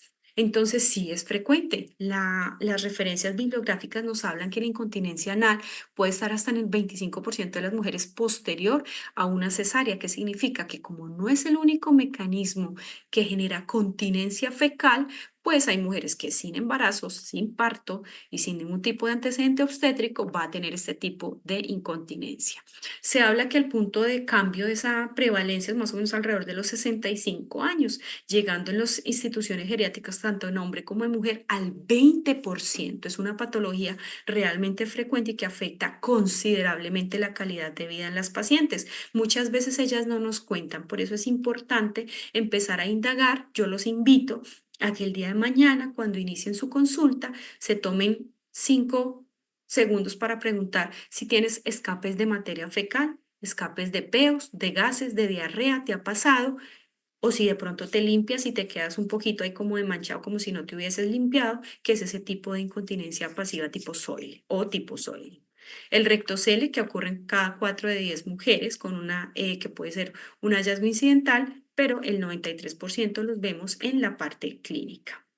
Entonces, miren, acá tenemos un descenso de la pared posterior, tanto a nivel vaginal como a nivel rectal. Pero entonces decimos, ¿necesitamos las imágenes? Claro que sí. ¿Las podemos evaluar? Claro que sí. Hay múltiples publicaciones para la evaluación del compartimento posterior. Básicamente, dentro de las grandes tenemos todo lo que son la publicación por los coloproctólogos, pero también hemos ido de la mano con ginecología y urología. Entonces, les llega esta paciente. Doña María, 65 años, con síntomas de defecación obstruida que requiere los deditos para ayudarse a evacuar y además de eso tiene un dolor. Le hicieron una histerectomía vaginal con unas colporrafias y le dijeron que la habían dejado muy bien cerradita, que le habían dejado muy bien. La señora puja, tenemos esta misma imagen, entonces decimos, bueno, ¿qué le pasa a doña María? Yo no le veo nada. Y cuando vamos al ultrasonido, miren qué encontramos. Acá tenemos canal anal y miren todas las asas acá contenidas, es un enterocele contenido por este falso cuerpo perineal y completamente sintomática. Entonces, ¿qué pasa? Hay un defecto de suspensión del tabique rectovaginal a la fascia, de la fascia del tabique rectovaginal al anillo pericervical o al remanente del ligamento cardinal uterosacro o como se haya suspendido el nivel 1 durante la cirugía. Entonces, nosotros decimos, bueno, listo, entonces, ¿qué le hacemos? Entonces, ya teniendo esa claridad en la parte ecográfica y en la parte anatómica, ya entramos a echar mano de otro tipo de, pues de herramientas, no es la única. Por otro lado, la paciente del rectocele clásico que tiene un defecto en la inserción del tabique rectovaginal al canal anal, aquí tenemos el canal anal y acá tenemos este defecto que forma un sáculo y es el que no permite que la paciente tenga una evacuación completa y que requiere algunas veces que se haga una digitación y una evacuación completa. Esta es nuestra paciente. Además de poder hacer el ultrasonido, también podemos hacerle la ecodefecografía. La ecodefecografía transperineal cada vez toma más fuerza porque nos permite hacer una evaluación obteniendo el mismo rendimiento diagnóstico en pruebas respecto a la ecodefecografía y al proctograma evacuatorio que se considera el gol estándar. La ecodefecografía colocamos más o menos 60 de gel intrarrectal. Miren acá, ubíquense, este es el canal anal. Este es el gel y acá ya no sale más gel, sino que miren, empieza una herniación de la mucosa, como si fuera un guante que se mete por dentro. Y esto es lo que conocemos como una intosuscepción que precede, en este caso, que ya está al prolapso rectal y es un defecto completo del soporte de la fascia, el tabique rectovaginal y de la pared posterior. Entonces lo que hacemos es colocar ese gel a nivel rectal en reposo, evaluamos algo de la sensibilidad rectal y el deseo defecatorio en el Valsalva máximo, evaluamos si la paciente logra expulsar completamente el gel, porque hay mujeres que tienen contracciones involuntarias o contracciones paradójicas del músculo puborectal que no puede pues evacuar completamente, y si tiene o no defecto del tabique rectovaginal en su variedad rectocele verdadero, enterocele, movilidad perineal o intosuscepción, y en contracción evaluamos el músculo elevador del ano, que ahorita la doctora María Ángeles nos va a compartir un poco, y la integridad del esfínter. Entonces, este es un caso también de una paciente que les llega. La paciente refiere una secreción fétida por el ano eventualmente y que esto a veces se le pone rojo y caliente. Puede ser un Bartolín, ¿cierto? Decimos, podría ser, pero ¿qué pasa? Cuando le hacemos la ecodefecografía y el ultrasonido, tenemos acá la colección. Mírenla acá, la medimos, es una colección de 3x2 de un tamaño importante y empiezo a mirar a este nivel el contacto con el canal. Es una fístula perianal, ¿cierto? Que no va a tener orificio fistuloso externo. Entonces el ultrasonido nos permite hacer esa caracterización de la fístula. Entonces acá tenemos, miren, es una fístula transesfinteriana porque atraviesa el interno y el externo. Es una fístula lineal anterior, donde a este nivel, bueno, un poquito más arriba, tenemos el OFI y no tiene OFI. Tiene solamente acá esta colección. Entonces, ¿qué utilidad podemos tener cuando tenemos una paciente con un parto instrumentado? Nos llega, no, es que tuve mi parto, fue un parto instrumentado con forceps y ahora estoy con incontinencia fecal, o tuve un desgarro de 3.º o 4.º grado. Acá en España también hacen con las pacientes con distocia de hombros, los bebecitos. ¿Por qué es importante el ultrasonido? El ultrasonido nos permite evaluar el canal anal en su porción baja, en su porción media y en su porción alta. De tal manera que evaluamos lo que es esfínter anal interno, que es la continuación del músculo longitudinal del ano, el externo, que es su porción subcutánea, superficial y profunda en unión con el músculo puborectal. Entonces nos permite evaluar el complejo esfinteriano de una manera mucho más cómoda para la paciente, que se correlaciona dentro de las publicaciones de eficiencia. Es igualmente, tiene como prueba diagnóstica, es válido el ultrasonido con evaluación endoanal, transperineal, aunque se sigue considerando como gol estándar la evaluación con el transductor endoanal. Entonces, evaluamos estas pacientes con lesión del esfínter, ya que ellas van a tener un mayor riesgo de pérdida de toda la parte del control intestinal, llegando a que la incontinencia fecal puede ser hasta un 28% más frecuente en esas mujeres que han tenido lesiones del esfínter. Por eso hay que vigilarlas, cuyos principales factores de riesgo son los cuerpos perineales cortos, claro, porque tienen mayor riesgo de lesión del esfínter, toda la parte de los partos asistidos con forceps, y si la episiotomía es mediana, miren que tenemos muchísimo mayor riesgo. Entonces, la episiotomía medio-lateral nos puede ayudar a disminuir un poco esa lesión y a pesar de que hagamos una adecuada correlación, miren, la incontinencia fecal y la incontinencia anal puede estar en cada 4 de cada 10 casos de oasis a pesar de una adecuada reparación. Y hasta un 10% de estas lesiones del esfínter son subclasificados durante el parto. De aquí surgen muchas estrategias del programa PROTEC, que hace un entrenamiento a los ginecólogos de un adecuado diagnóstico y corrección de las lesiones del esfínter. ¿Qué más podemos tener? La avulsión del músculo elevador del ano, que es un desprendimiento de la rama descendente de la sínfisis del pubis, que lo podemos evaluar clínicamente, lo podemos evaluar por ultrasonido, ¿cierto? O por resonancia. Acá podemos evaluar, ya vamos a escuchar un poquitico más de la técnica. ¿Qué implicación tiene? Que es el factor de riesgo más importante para la recurrencia y el desarrollo del prolapso. Entonces, cuando yo tengo una paciente joven con este tipo de síntomas y le pido una ecografía, eso me permite retroalimentar y saber que esa paciente va a tener un mayor riesgo de recidiva. El ultrasonido nos permite hacer el abordaje exoanal. Miren, entramos en un plano coronal, luego nos vamos a un medio sagital, nos vamos al ultrasonido tomográfico, que nos permite hacer una evaluación objetiva de toda la longitud del canal del ano, ¿cierto? Donde vamos a tener la porción superficial, subcutánea, superficial y profunda. En el tercio medio, o que los coloproctólogos llaman en el canal anal medio, bajo y medio alto, donde vamos a tener presente el músculo, el esfínter interno y el esfínter externo.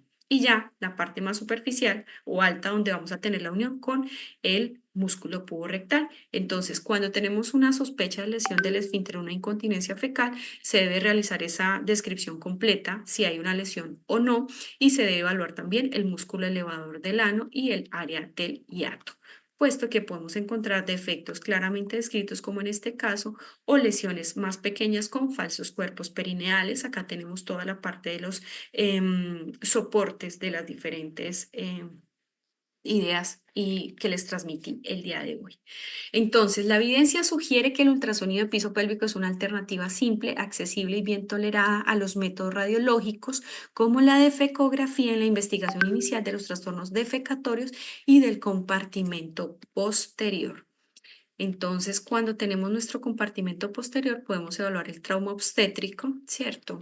Con antecedente o no de parto instrumentado y lesión del esfínter. Hacemos una evaluación del músculo elevador del ano y del esfínter anal, mirando si hay algún tipo de lesión del mismo, del interno o del externo, la presencia de fístulas, que pueden ser fístulas perianales, que pueden ser las interesfinteriana, supraesfinteriana, transesfinteriana, ¿cierto? O las fístulas rectovaginales, que nos competen pues desde la parte obstétrica. Podemos encontrar también toda la parte de los hallazgos y quistes vulvares. Respecto al posterior, siempre con la incontinencia fecal, conocer el estado anatómico del esfínter por escuelas. Hay unas publicaciones que sí los apoyan, otras que no, pero la Sociedad de Coloproctología acá en España sí lo recomienda definitivamente. El síndrome de defecación obstructivo, que nos podemos encontrar alteraciones anatómicas como el rectocele, el enterocele, la intususcepción o el descenso perineal, que nos va a permitir hacer un enfoque diagnóstico en nuestra paciente, que puede ser no quirúrgico o puede ser quirúrgico, y de acuerdo a eso, qué tipo de abordaje: vaginal, anal, abdominal en conjunto. Entonces el ultrasonido nos permite hacer esa correlación entre lo que son los hallazgos del síndrome urinario, el síndrome defecatorio, el trauma obstétrico que puede estar atravesado en los tres por el prolapso, permitiéndonos evaluar en la parte urinaria la uretra con esos tres puntos que les di inicialmente, movilidad uretral, toda la parte del compartimento posterior y la parte apical.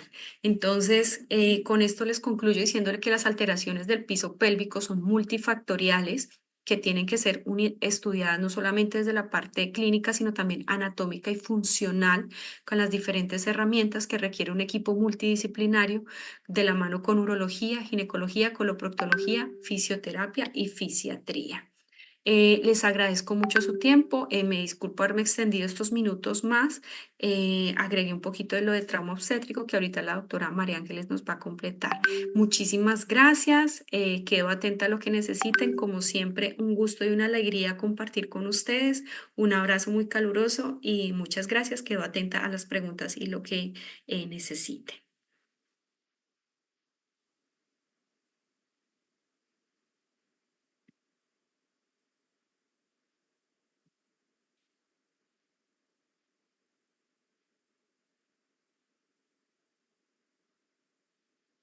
Muchas gracias, doctor Pedro. Entonces,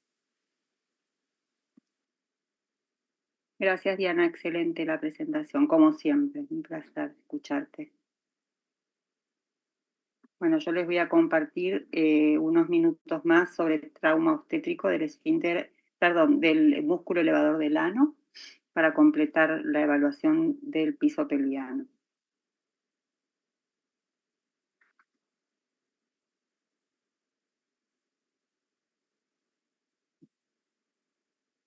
En el año 2005 fue una gran revolución para el ultrasonido del piso pélvico y fue una revolución en el diagnóstico y tratamiento de mujeres con prolapso de órganos pélvicos, ya que se incorporó el 3D y el 4D que nos permite acceder al plano axial y con él encontrar el eslabón perdido entre lo que es el parto vaginal y el prolapso genital, que es la avulsión del elevador del ano y la hiperdistensibilidad del hiato urogenital, y no como se venía diciendo todo este tiempo de que era más que nada una lesión del nervio pudendo. No estamos descartando la lesión del pudendo, pero toma ya relevancia y preponderancia la lesión del músculo elevador del ano mismo, la lesión anatómica del músculo. Con el ultrasonido 3D y 4D tenemos acceso a los planos ortogonales. Nosotros tomamos el plano medio sagital directamente y la reconstrucción de un volumen nos permite acceder a los planos ortogonales a ese plano sagital, entre ellos el plano axial, que es el que más nos interesa, y además podemos procesar el área de interés comprendida en esa caja de adquisición, como ven acá arriba a la izquierda está la caja de adquisición, obtenemos un volumen de esa zona con distintos grados de transparencia y lo vemos representado aquí abajo a la derecha en el plano axial como un volumen renderizado. Esto es una mezcla de distintos planos y no lo evaluamos de caudal a craneal de la paciente, o sea que la imagen se presenta desde arriba de la imagen sagital, como si viéramos a la paciente desde abajo, o sea, se observa desde aquí. Por eso la línea verde está en este sector, lo vemos desde abajo de la paciente. Aquí tenemos la representación del plano axial, fíjense cómo vamos representando de adelante a atrás la sínfisis pubiana, que la ven a la izquierda en el plano medio sagital y a la derecha en el plano axial. Vemos la uretra, la vejiga no la estamos viendo en el plano axial, pero sí en el medio sagital. Vemos la vagina, el canal anal y el recto, y rodeando al hiato urogenital el aspugo rectal del músculo elevador del ano, que rodea y es el límite posterolateral del portal herniario más grande que tiene nuestro organismo, y que este músculo puede sufrir de efectos por avulsión, contractilidad anormal y estar dañado y producir un aumento patológico del hiato del elevador del ano, que es este portal herniario. ¿Y por qué es importante acceder al plano axial?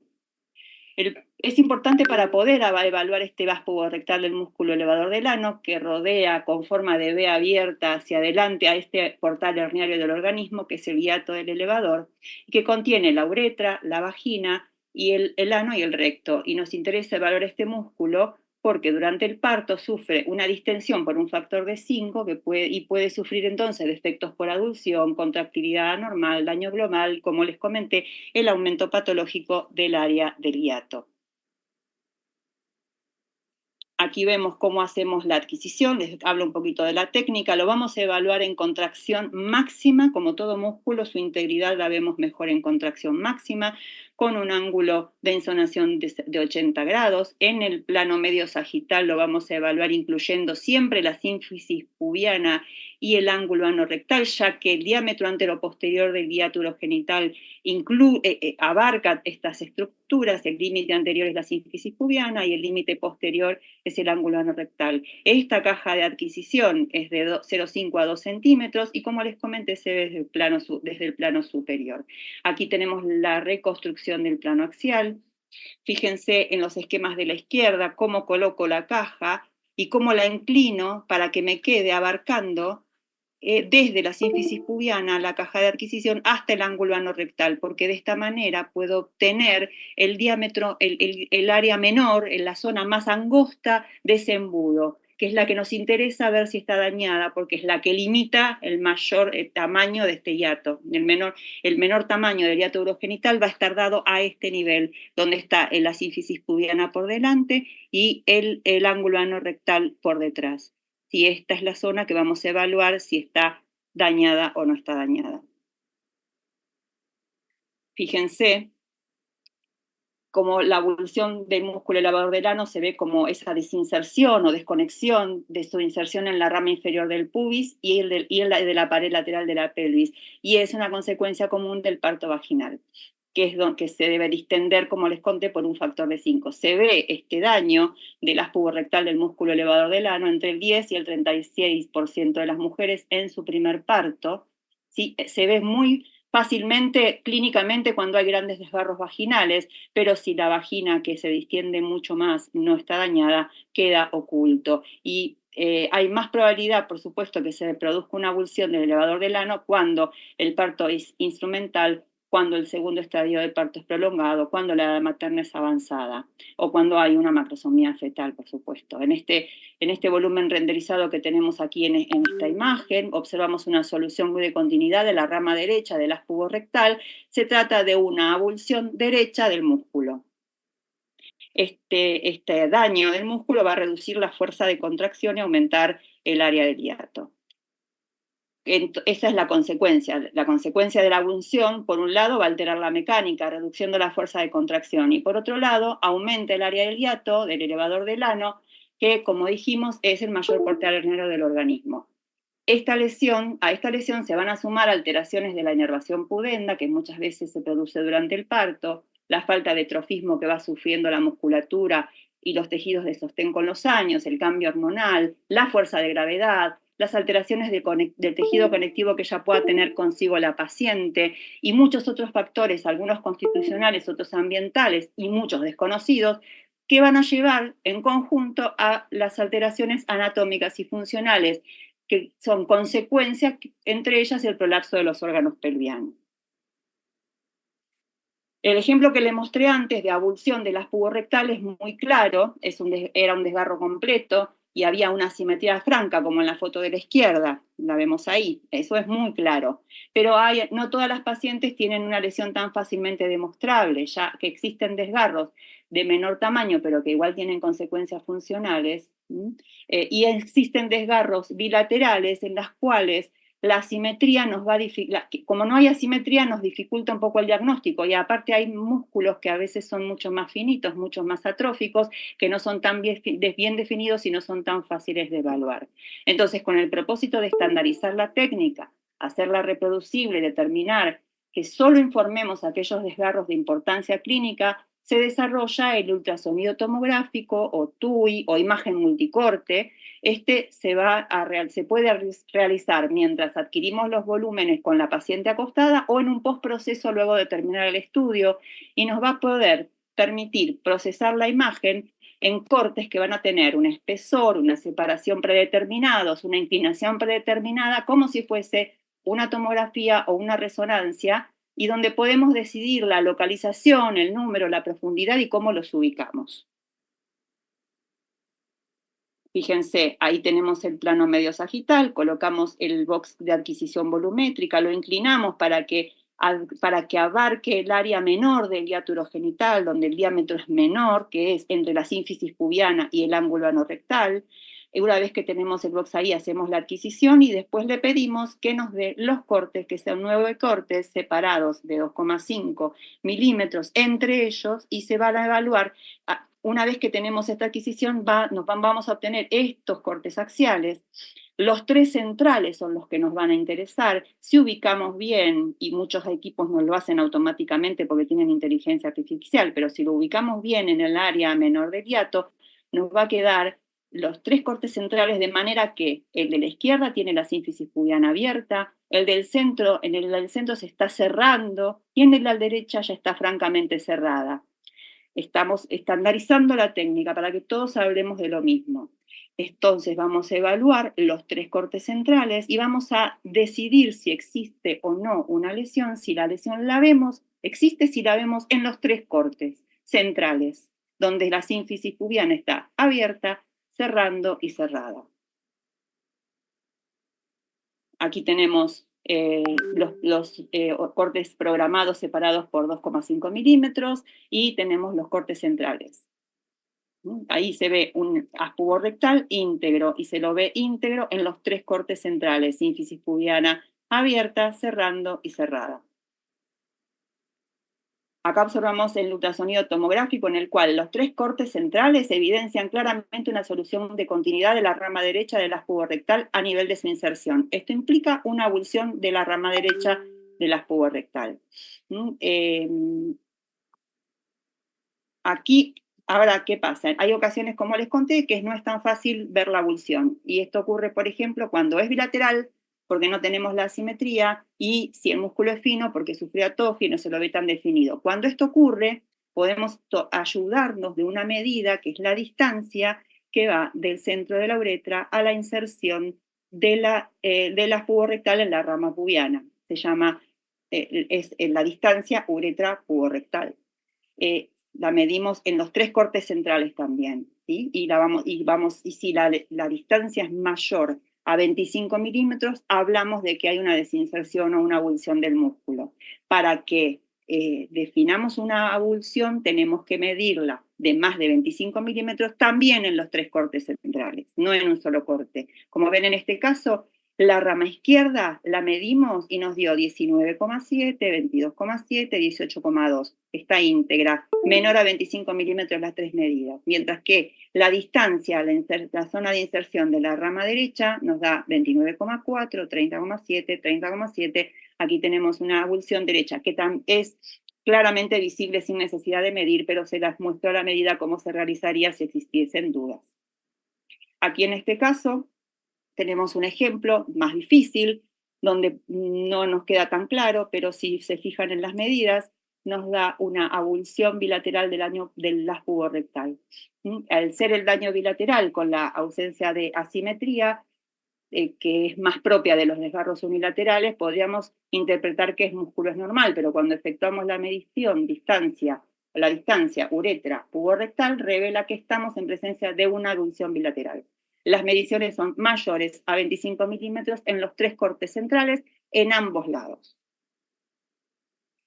Además de la abulsión, el músculo elevador del ano puede sufrir microtrauma por sobreestiramiento y puede sufrir daño por denervación o daño vascular que desemboca en una mecánica alterada y sobredistensión que también agranda el hiato urogenital. Y esto lo denominamos balonamiento. Se denomina balonamiento cuando el área del hiato urogenital, medida en valsalva máxima, supera los 25 centímetros cuadrados.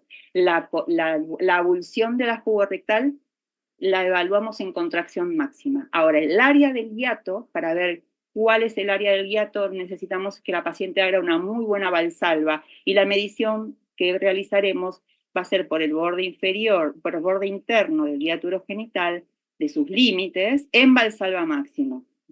Una valsalva adecuada debe extenderse por más de 6 segundos. Yo les recomiendo, hay pacientes que no saben realizar una buena maniobra de valsalva, entonces o bien la evaluamos parada y tratamos de que haga valsalva de pie, o bien les pedimos que tape la nariz, que tome aire, que cierre la boca y que trate de expulsar el aire sin destaparse la nariz y sin abrir la boca. Y otra técnica es que trate de incorporarse empujando con los codos, como si quisiera ir a sentarse haciendo abdominales, tratando de moverse lo menos posible. Esa es más compleja porque la paciente se mueve y cuando todavía no estamos muy habilidosos con el transductor se nos complica un poco. Una vez que adquirimos la habilidad es más fácil porque vamos siguiendo a la paciente con el transductor.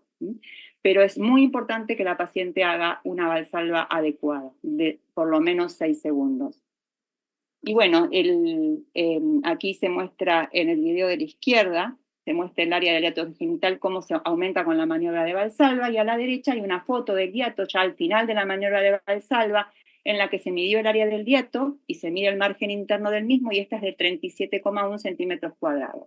¿Sí? Que es un balonamiento, ya que el área del hiato normal es hasta 25, y lo vamos a clasificar en leve, moderado, marcado, severo o extremo, de acuerdo a las medidas que acá les presento. De 25 de 25 a 30, de 30 a 35, 35 a 40, más de 40, severo, y más de 50, extremo.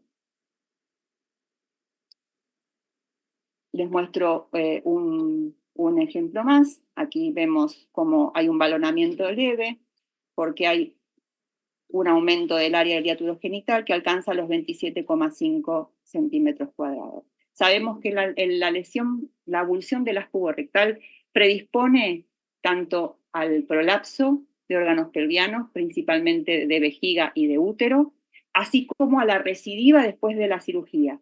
Y el abalonamiento del área es un factor independiente a la lesión, la abulsión del área del músculo elevador del ano, que también por su cuenta ya también predispone tanto al prolapso de órganos pelvianos como a la recidiva después de la cirugía. Bueno, muchísimas gracias. Eso es todo. Espero haber sido clara. Cualquier pregunta, aquí estoy a disposición.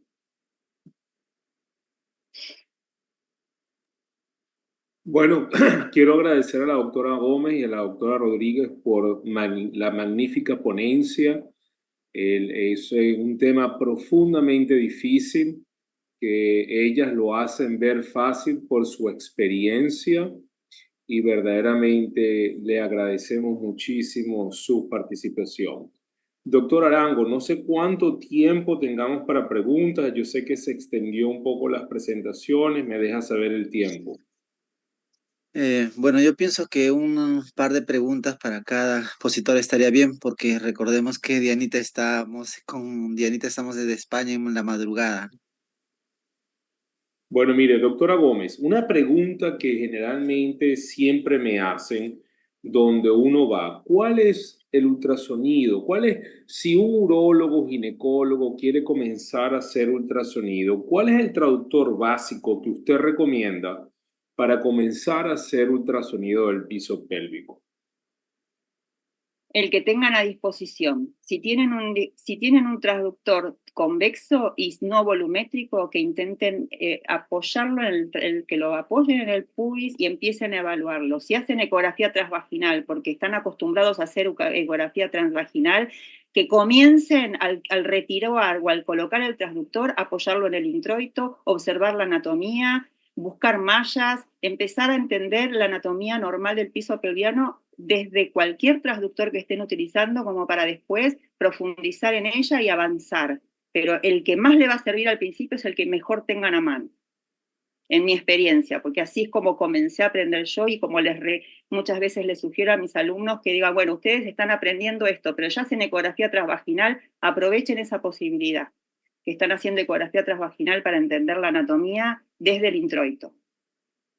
Por supuesto que las maniobras con el transvaginal son mucho más complejas. Vemos la anatomía, pero hacer maniobras de valsalva con el transvaginal se complica.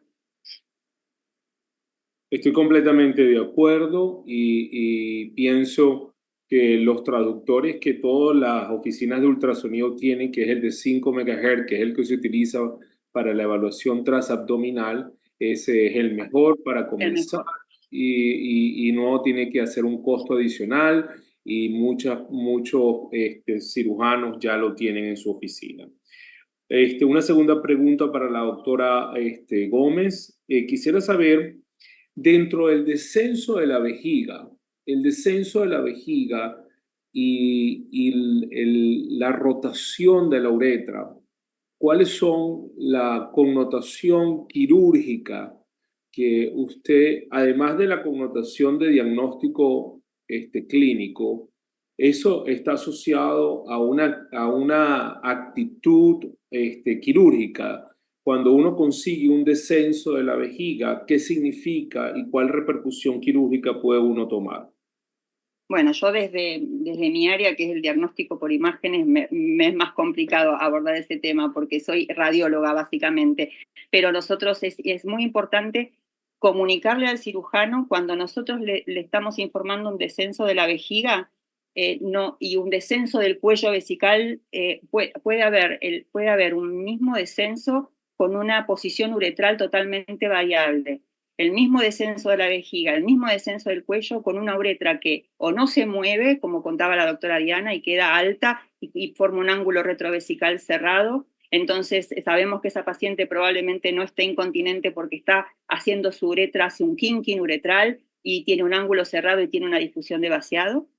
O estamos al revés en una paciente en que desciende mucho la uretra y desciende más que la vejiga prácticamente, entonces el ángulo retrovesical es abierto y se asocia con incontinencia de orina. Esa paciente está relacionada más con déficit de soporte de la uretra. Sabemos que al movilizarse, al ser una uretra móvil, tiene más chance de que haya un buen resultado con tratamientos de linsuretrales.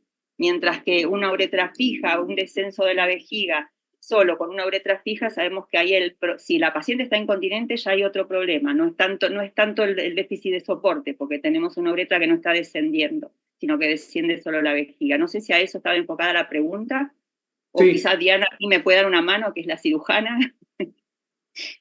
Claro que sí, pues Doc, mire, nosotros lo que hemos hecho es tratar de como de correlacionar y hacer como una especie de algoritmo, dependiendo del grado de movilidad uretral. Cuando uno tiene un descenso del cuello vesical, ¿cierto? Mayor a 25 o según el estudio que uno utilice de 28, obviamente para la técnica transperineal, asociado a la rotación y asociado al funneling, o sea, es una paciente que tiene múltiples factores de riesgo de movilidad que definitivamente ni un TOT ni un agente abultante le va a funcionar. Esa paciente mínimo tiene que ir con un retropúbico. Incluso, yo creo que el doctor conoce a la doctora Guadalupe Guerrero de México. Discutimos en uno de los congresos acerca de la posibilidad de que esta paciente con este patrón ecográfico asociado a una urodinamia, ¿cierto? Con bajas presiones de cierre y una paciente joven podría considerarse incluso una indicación de un REMEX de entrada por el altísimo riesgo que tiene pues de falla, ¿cierto? Diferente a aquella que solamente tiene algo de movilidad uretral, solamente por rotación y con ángulo cerrado. Entonces, que tiene hipermovilidad por descenso del cuello y rotación Claro. uretral con ángulo cerrado, que es la paciente ideal, con un residuo bajo, con un detrusor normal, que le va a funcionar un TOT, un TBT, el lazo le va a funcionar pues como cualquier cosa. Entonces, digamos que respecto a eso, las publicaciones no son muy claras. La técnica que nosotras hacemos, que es transperineal, lo que se habla, o sea, lo que uno encuentra es como porcentaje de hallazgos, ¿cierto? En las pacientes con incontinencia pura ¿y con qué? Y sin incontinencia. Y de ahí ya vamos como en ese proceso de construcción de saber realmente quién es para qué o qué es para quién. Y Magnífico. además Aquí, consentir a la paciente, que la paciente sepa, por más que nosotros, si vemos un funnel y no vemos, o vemos una hiperactividad del detrusor, un detrusor grueso, que sabemos que tiene un componente de detrusor importante, saber que tiene más chance, que la paciente va a saber que tiene más chance de falla si es que decidimos, o que se decide ponerle una malla, un sling, ¿no? magnífico. Aquí tengo unas preguntas de la audiencia y me parece que una pregunta dice: gracias por la ponencia. Mi pregunta es en relación al dolor pélvico. ¿Qué utilidad tiene el ultrasonido en el diagnóstico del síndrome miofacial? ¿Quién pudiese brevemente responderla? Pues Doc, nosotros hace poquito estuvimos con el doctor Maiti de México leyendo y buscando un poco de eso, las publicaciones respecto a la técnica transperineal en este tipo específico realmente no, es algo que está como en construcción. ¿Qué se encuentra? Sí, o sea, clínicamente uno que encuentra, uno puede encontrar la contractura del músculo elevador del ano, ¿cierto? Que durante la evaluación la paciente tiene esa contracción, entonces todo el tiempo tiene esa contracción y no se relaja y que puede haber dolor durante la exploración. Se puede encontrar también contractura a nivel del cuerpo perineado, del núcleo tendineo del cuerpo del perine, habitualmente asociado cuando hay una cicatriz de episiotomía. También se puede pues como encontrar. Y ya desde la parte de fisioterapia, acá en España utilizan muchísimo el ultrasonido las fisioterapeutas para hacer ese biofeedback y correlacionar la contracción de los músculos que realmente están contracturados. Entonces, se le pide a la paciente que haga valsalva, que haga contracción y que se retroalimente ella misma con los músculos que debe activar. Y ya desde la parte de coloproctología tenemos la contracción paradójica del músculo puborectal o el anismo, que también uno lo puede ver por ecografía o por ecodefecografía. Pero el síndrome miofacial que uno diga que tiene criterios así puntuales, no, Ok, dentro pues lo que hemos leído. magnífico. Una pregunta que me parece que es interesante. La curva de aprendizaje, cuándo está estipulada, en cuántos casos o cuánto tiempo toma una curva de aprendizaje? Pues Doc, ¿yo qué le digo? Nosotros para entrenarnos, la idea es que se logren por lo menos unos 25 30 casos completos de la persona sola, ¿cierto? Y la curva de aprendizaje es muy importante que inicialmente tú puedas ver lo normal para que tú puedas entrenar el ojo a lo que es normal. Entonces, pero estipulado que uno pueda decir son tantísimos estudios, no. Por ejemplo, nosotros acá en nuestro centro de entrenamiento son 25 casos. Yo creo que 30 casos está muy bien para empezar, pero también depende mucho de la experiencia en ecografía que tenga el médico que lo va a hacer. Nosotros tenemos, nuestra experiencia en Argentina es que los cirujanos no hacen ecografía, lo hacemos los radiólogos, entonces la formación es de cero. ¿Sí? Es desde el cero ubicarse con el transductor y tratar de ubicarse con las imágenes. Entonces lleva un poquito más de tiempo, pero sí, calculo que a mí me llevó 35 casos en lograr una imagen aceptable. Cuando empecé fui autodidacta, eso es cierto, pues no lo pude hacer con nadie. Después recién tuve una formación más formal, pero al principio hasta que no vi 30 pacientes no entendía lo que estaba viendo. Magnífico. A la doctora Rodríguez, qué valor nosotros hacemos, en mi grupo hacemos manometría anal. Me pareció muy interesante la parte de esta ecografía, de ecografía que usted presentó. Yo no sé si usted ha hecho manometría anal y si ve algún valor en la manometría anal que no se ve en la ecografía. Doc, entonces es importante que los dos estudios, es como cuando yo hablo de hidrodinamia y ecografía, no son mutuamente excluyentes, sino son, o sea, se correlacionan y se ayudan. La manometría nos va a permitir hacer una evaluación de toda la parte funcional, de las presiones, del reflejo recto anal, de la prueba de expulsión y toda la parte de la disinergia.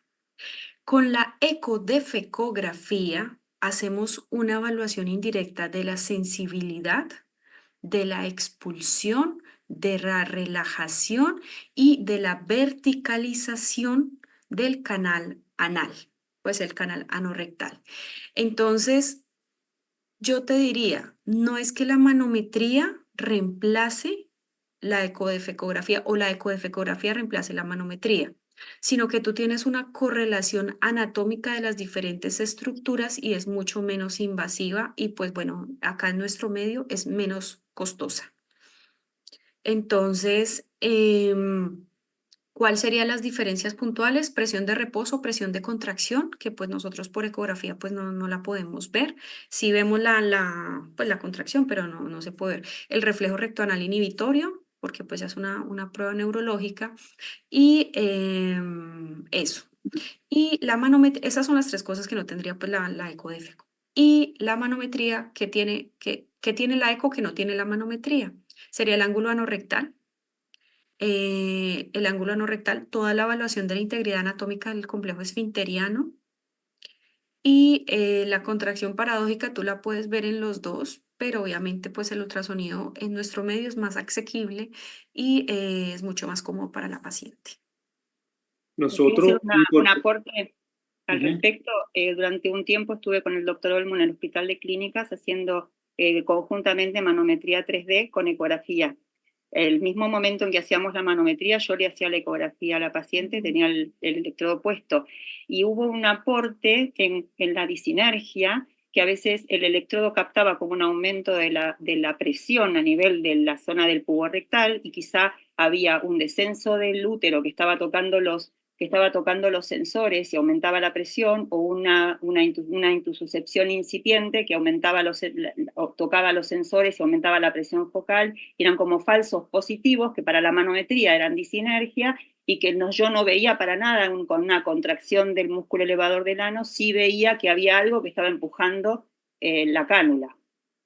El colpocele, sí, es verdad. El Exacto. colpocele.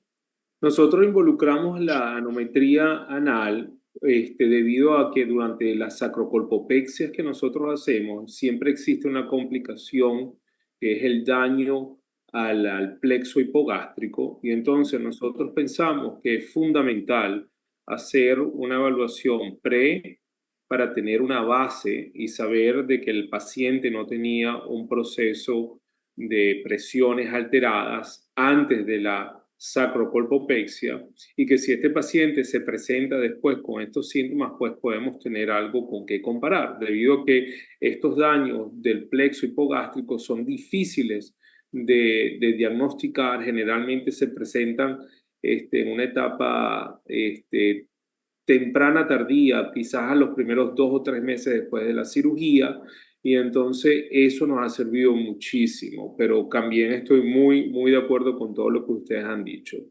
Quizá quisiera terminar con una última pregunta, ¿ok? Ya por el tiempo y respeto a la doctora Rodríguez, que está trasnochada.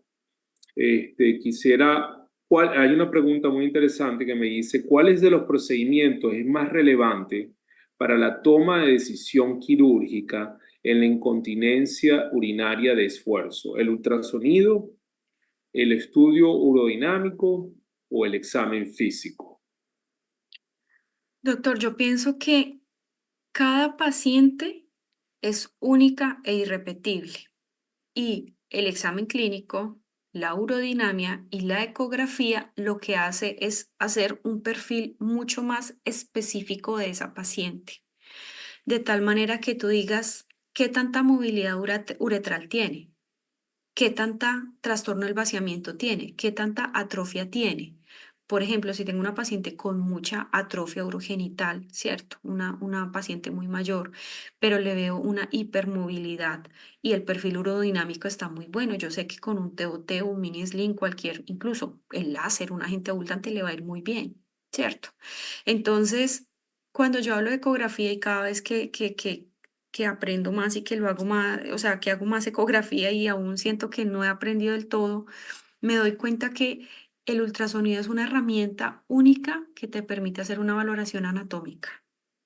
La urodinamia es una herramienta única que te permite hacer una evaluación funcional. Entonces, de acuerdo a eso, tú defines qué paciente va a necesitar la una o la otra. Por ejemplo, acá en las unidades de suelo pélvico, acá en España, inicialmente no les mandan ni lo uno, ni urodinamia, les hacen esa ecografía. Todas las pacientes tienen ecografía, todas. O sea, viene a la consulta y se les hace la ecografía y se les hace la especuloscopia y se les coloca, si necesita pesario, por ejemplo, en la primera cita. Y la urodinamia incluso las programan sin urodinamia. Entonces, digamos que es importante que nosotros desde las regiones y desde nuestra sociedad lleguemos a esos consensos en pro de que tengamos como esa capacidad de discernir y decir realmente qué paciente requiere esto, qué no requiere, y que cuando tengamos un caso de una paciente que tiene un alto riesgo de complicación, que tiene un alto riesgo de una incontinencia que no es tan clara, si echemos mano tanto de la ecografía como de la urodinamia. pero que uno pueda decir, no, solo esta o solo la otra, no, yo siempre les recomiendo porque la ecografía es un perfil anatómico. Entonces, por ejemplo, yo también en mi consulta a todas mis pacientes les hago ya ecografía, porque es que la información que me aporta, obviamente, pues ya tengo una visión distinta, pero sí, y la urodinamia me aporta otra información. Bueno, yo estoy completamente de acuerdo. Para ya cerrar este magnífico webinar. Pienso que el ultrasonido nos da un gran conocimiento del piso pélvico como cirujanos, como médicos. E inclusive nosotros hemos extendido el ultrasonido intraoperatorio y lo hemos involucrado dentro de las decisiones quirúrgicas en quirófano. Hoy, por ejemplo, hicimos cirugía robótica por sacrocolpopexia y nosotros hemos integrado eso, pero la única manera que hemos podido integrar el ultrasonido intraoperatorio es porque lo empezamos a hacer en la oficina. Y entonces en la oficina entendemos cuál es la anatomía normal, empezamos a tener un conocimiento de la anatomía anormal y eso nos permite tener un valor quirúrgico. Si yo les digo que den 30 segundos de lo que va a ser el futuro del ultrasonido del piso pélvico, ¿qué piensa usted, doctora Gómez, para cerrar? El ultrasonido, yo creo que se tiene que posicionar mucho lo que es la rehabilitación. Sí, en mi país, por ejemplo, no hay un desarrollo de la rehabilitación del piso pélvico todavía, y necesitamos formar a gente, a fisiatras que puedan trabajar constantemente con la paciente para el biofeedback y para la rehabilitación. Y nosotros, como profesionales, tenemos que tratar de ayudar en eso y mostrarle, girar a la paciente, mostrarle cómo es su piso pelviano, ayudarle a entender qué es lo que, su propiocepción, qué es lo que está haciendo cuando contrae, qué es lo que está haciendo cuando hace valsalva, porque le estamos solucionando mucho de lo que después va a ser su tratamiento no quirúrgico, su rehabilitación posterior. Y usted, doctora Rodríguez, ¿qué piensa que va a ser el futuro del ultrasonido del piso pélvico? Yo pienso que finalmente todas las pacientes en algún momento lo van a tener y lo van a necesitar, porque esto nos amplía la visión anatómica y nos amplía la capacidad de entender la disfunción, ¿cierto? Entonces, yo pienso que el futuro del ultrasonido es que todos, cuando abordemos nuestras pacientes, vamos a terminar haciendo ultrasonido. Y ha sido una respuesta muy bonita. En Latinoamérica ya cada vez somos más. Acá en Europa, lo que les digo, todos los uroginecólogos o las personas de suelo pélvico hacen ultrasonido. Entonces es una invitación a que se animen y a que le pierdan el miedo al transductor, porque si bien somos quirúrgicos, el hacer ecografía nos enriquece aún mucho más. Al comienzo da un poquito de sueño, un poquito de cansancio, pero es algo momentáneo.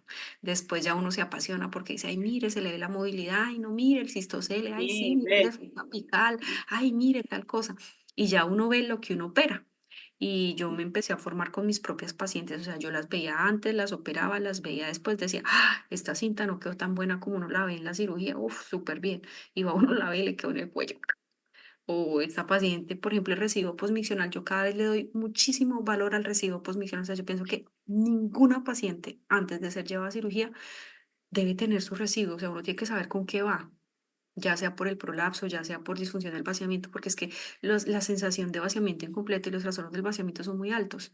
Entonces, poder decirle, así como tú me dices con los pacientes de ustedes, decirle, no, o sea, tú tenías un vaciamiento malo desde antes, o sea, no es la cinta o no es el tratamiento. O decirle, mira, tenemos un vaciamiento alto desde antes, decirle, vamos a mejorar ese residuo y ahí sí te programamos. Entonces es como especificar un poco más. Entonces, no, yo pienso que el futuro es que todos nos animemos. Y ojalá que podamos auditar lo que se hace en el trabajo de parto con los pisos pelvianos, no solamente la tasa de cesáreas para auditar la calidad de un área ginecostétrica, sino también cuál es el daño que estamos haciendo, porque hay factores que se pueden modificar factores de la paciente y factores intraparto que pueden ser modificables, y además poder tratar a esa paciente desde etapas tempranas para evitar esos grandes prolapsos en el futuro. Si sabe la paciente que tiene una gran predisposición en el futuro a tener prolapsos, ojalá podamos hacerle el posparto, por lo menos a aquellas pacientes que han tenido partos complicados. Así es, por ejemplo, acá en la unidad de suelo pélvico donde estoy en este momento, todas las pacientes que tienen distocia de hombros. que tuvieron durante el parto. Todas las pacientes que tienen desgarros 3 y 4 y todos los partos instrumentados con vacuum o con forceps sí o sí tienen consulta con uroginecología con nosotros y con fisiatría a los 3 meses posparto, todas. Entonces, es como ese proceso de aprendizaje y de construcción de redes y de conocimiento para nosotros como profesionales y finalmente para nuestras pacientes que son las que se van a ver beneficiadas de estos conocimientos. Bueno, muchísimas gracias. Le doy la palabra al doctor Arango.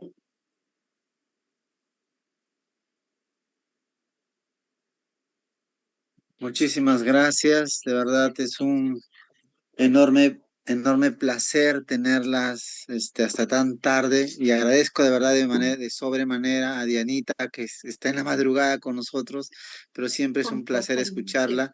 La doctora María Ángeles, es un gusto conocerla y yo pienso que le vamos a tener más cerca también. Y muchas gracias por la presidencia y moderación al doctor Hugo Dávila. Yo les agradezco en nombre de la Asociación Peruana de Uroginecología y Función del Suelo Pélvico, que es el brazo de la uroginecología en el Perú, de la mano de la Sociedad Peruana de Obstetricia y Ginecología. Yo agradezco a todos los participantes, que hemos llegado casi a 300, por tomarse su tiempo para aprender un poco más en beneficio de nuestras pacientes. Muy buenas noches con todos. Muchas gracias. Hasta luego. Gracias a todos, un Saludos, placer. muchísimas Gracias gracias por por la la invitación. invitación. Saludos a todos. Una Gracias, feliz Diana. noche. Nos Gracias. vemos. Doctor Adiós. Dávila, Pedro, gracias.